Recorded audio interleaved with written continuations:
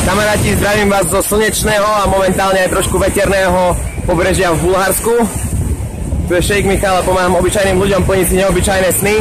A dnešné video bude o tomto obyčajnom zošite, ktorý mne pomohol splniť si veľa neobyčajných snov. Čo je to za zošit? Obyčajný A5-kový zošit a je jedno, či je to taký alebo iný. Podstata zošitu je, že si do neho píšem svoje ciele.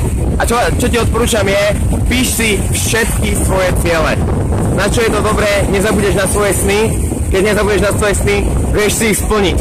Ja tento zošit používam od októbra, teraz je júl, zapísal som si 181 cieľov.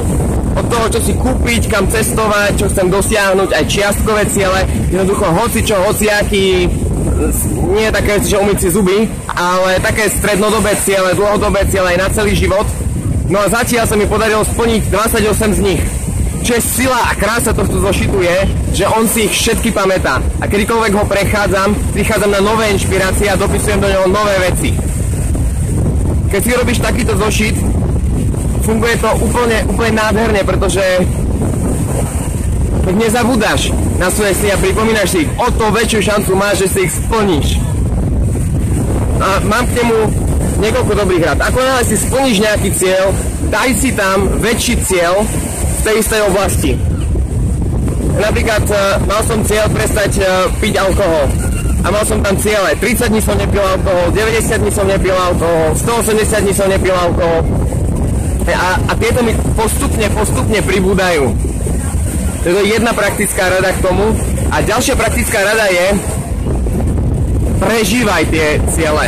Pretože ja som k tomu najprv pristupoval tak, že OK, mám to zapísané, OK, plním si to, čeknem si to, ale mal som tam také veci ako, že bol som v Grand Canyone a ku podivu 3 mesiace na to som bol v Grand Canyone a bolo to také o ničom, také, že OK, tak si to čeknem, napíšem si win, že som tam bol, ale nemal som k tomu nejakú silnú emóciu.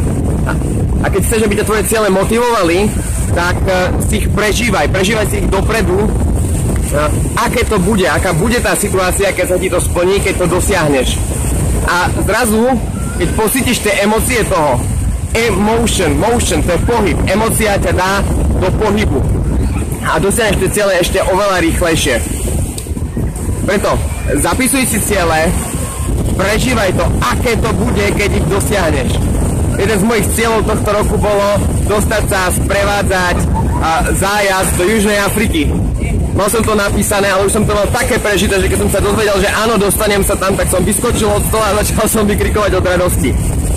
Momentálne si plním jeden z cieľov, mal som cieľ, urobím tábor v Bulharsku, tak som tu, a až sa vrátim, zapíšem si k tomu, urobil som tábor v Bulharsku win a napíšem si iné miesto. Toto je obyčajný zošit, ktorý pomáha obyčajným ľuďom plniť si neobyčajné sny. Keď ťa toto videjko inšpirovalo, nakoplo, zdieľaj a hlavne založ si svoj zošit a píš si svoje ciele, pretože čo by bol život bez tvojich vlastných snov?